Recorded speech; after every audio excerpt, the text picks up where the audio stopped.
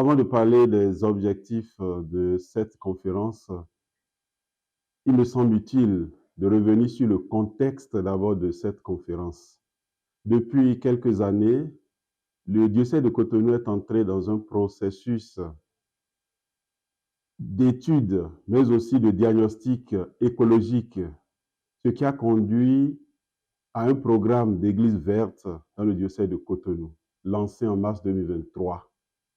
Et la mise en application et en exécution de ce programme a conduit aussi à une assise, une table ronde organisée à Cotonou en janvier 2024. C'était un creuset de dialogue avec beaucoup de partenaires, notamment le ministère du Cadre de Vie et d'autres acteurs sociaux ou de la société civile et des ONG. On a noté aussi la participation d'une éminente personnalité en la personne du cardinal Michael Chesney, qui est le préfet de la Congrégation pour le développement humain intégral. Et à la fin de cette table ronde, un comité national Laudato Si a été mis sur pied et envoyé en mission par le cardinal. De retour à Rome, le cardinal, satisfait de cette table ronde et de tout ce qu'il a pu observer dans le diocèse de Cotonou, a adressé une correspondance à l'archevêque de Cotonou. Et dans cette correspondance, le cardinal a exprimé sa joie, mais en même temps, son souhait de voir poursuivre ses efforts, non seulement dans l'archidiocèse de Cotonou, mais dans toute l'Église au Bénin, pour que toute l'Église au Bénin devienne verte. Et une phrase du cardinal résume bien cette exhortation. L'Église de Cotonou ne sera pas vraiment verte si les autres diocèses sont bruns. Alors, prenez en compte cette exhortation du cardinal. Les évêques du Bénin ont initié la conférence de l'Okossa en même temps que leur assemblée plénière tenue toujours à l'Okossa, dont les 11 et 12 novembre dernier. C'est là le contexte de cette conférence. Alors, comme objectif, nous pouvons dire d'abord en un premier point, une façon de rendre visible ce qui se fait dans le diocèse de Cotonou et ensuite de faire connaître les objectifs, la pensée du pape à travers ces deux documents, Laudato Si et Laudate Deum. En un deuxième point, nous pourrions parler aussi d'identifier les mécanismes d'une prise de conscience écologique et de l'enseignement de l'écologie intégrale dans toutes les structures des paroisses et des diocèses au Bénin. Un autre point que nous pouvons souligner comme objectif, c'est aussi de trouver de manière concrète des mécanismes de mise en pratique de ce programme d'Église verte partout au Bénin, sous forme de contribution de l'Église du Bénin à la sauvegarde de l'environnement. Et enfin, d'engager chacun à repenser sa manière de produire, de consommer, d'agir qui respecte l'environnement et tout ce qui nous entoure.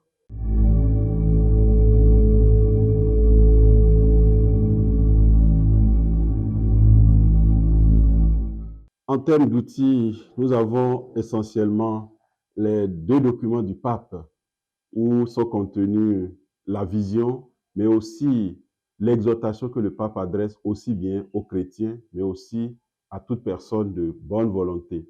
Donc, le premier document, c'est Laudato Si. C'est une encyclique donc que le pape a publiée le 18 juin 2015 sur la sauvegarde de notre maison commune, donc la terre. Et cette encyclique-là a été présentée en 7 grands thèmes. Et j'allais dire, le pape a suivi sa méthode que nous connaissions déjà, à savoir voir, juger et agir. Et en commençant l'encyclique, le pape a dénoncé tout de suite le consumérisme, c'est-à-dire cette propension à la consommation qui consiste à aller vite, mais aussi où rien ne demeure, c'est-à-dire rien n'est durable, il faut aller très vite. Et ça provoque forcément la dégradation de l'environnement. Le pape a regretté aussi le développement technologique des grandes puissances occidentales qui dégrade aussi l'environnement, mais aussi l'homme. Et alors, dans cette encyclique, le pape a invité chacun à repenser les interactions entre l'humain et la société dans laquelle chacun est appelé à vivre. Parce que tout ce qui dégrade la société dégrade forcément l'homme. Et le pape va alors demander à chacun de revoir sa manière de vivre, sa manière de considérer la terre et tout ce qui nous entoure, non pas comme quelque chose dont nous devons en jouir de façon à la dégrader, mais plutôt comme une sœur, pour reprendre Saint François d'Assise. Le pape va jusqu'à même qualifier de péché toute atteinte à l'environnement. Au demeurant, cette encyclique nous invite d'abord à reconsidérer toutes les difficultés aujourd'hui, à savoir le réchauffement climatique et toutes les autres atteintes à l'environnement, mais aussi à ne pas croiser les bras, à prendre des résolutions pour que les choses avancent dans le sens du bien, dans le sens de la protection de la terre et de l'environnement. Le deuxième document, Laudate Deum, qui signifie donc louer Dieu, est publié le 4 octobre 2023 à la fête de Saint François d'Assise. 8 ans après Laudato Si, ce document vient comme pour faire un point du chemin parcouru depuis la publication de Laudato Si. Et le pape commence d'abord par saluer les différentes initiatives et puis les avancées notables, mais qu'il considère insignifiantes dans les avancées, et invite les puissances occidentales qu'il qualifie ou qu'il considère en grande partie responsables de toutes ces dégradations environnementales, en les invitant donc à poser des actes concrets et non à rester dans les discours comme les grandes réunions de COP 28 et autres, mais pour dire attention, il faut maintenant agir. Et pour faire avancer les choses, le pape propose aussi que les actions ne se décident pas par quelques élites du pouvoir, mais qu'on puisse descendre aussi à la base pour intéresser tout le monde, afin que chacun puisse repenser sa manière de produire et sa manière de vivre et sa relation avec la terre. Et le pape finit en demandant aussi de retrouver ce qu'il a appelé une écologie intégrale, mais aussi ce qu'il appelle un peu cette intégrité de la terre comme beauté sortie de la main de Dieu. Et dans ce sens, on pourra toujours louer Dieu parce que partout l'homme se substitue à Dieu, il crée sa propre tombe. Donc ce document Laudate Deum vient en complément de Laudato Si pour faire le point du chemin parcouru, mais pour rappeler que malgré les efforts, beaucoup reste encore à faire pour arriver vraiment à la sauvegarde de la terre et de tout ce qui nous entoure.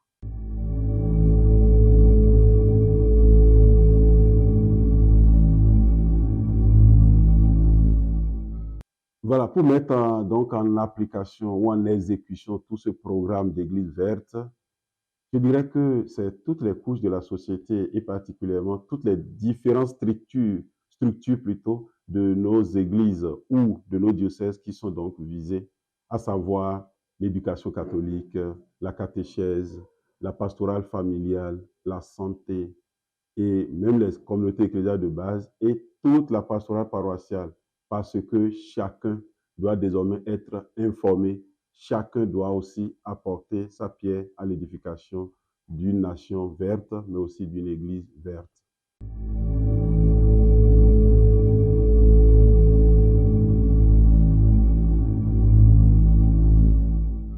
En ce qui concerne notre diocèse, je crois que nous pouvons déjà nous réjouir de ce qui se fait ici, dans la ligne de ce que nous venons d'exposer.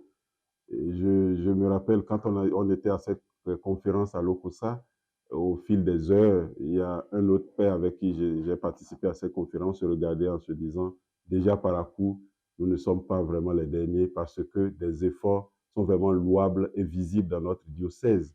Et cela, nous le devons aussi à l'engagement de notre archevêque qui a engagé tout le diocèse dans cette politique aussi, non seulement Laudato Si, mais d'églises vertes partout dans nos différentes paroisses et structures du diocèse. L'évêque invite à une sensibilité écologique en plantant beaucoup d'arbres, que ce soit des arbres fruitiers ou médicinales.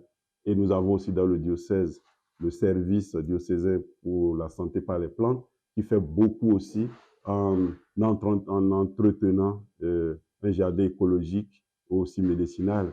Et nous avons beaucoup d'autres structures du diocèse qui font des efforts louables, comme la Caritas aussi, qui a une ferme écologique, qui travaille aussi dans le recyclage des sachets plastiques, ou aussi qui lutte contre le réchauffement climatique à travers la construction des rétentions d'eau de surface. Donc, beaucoup d'autres initiatives privées, peut-être même qui ne sont pas aussi visibles, mais je peux dire que le diocèse, à la suite des différentes exhortations de l'évêque, s'est engagé vraiment dans cette politique d'une Église verte.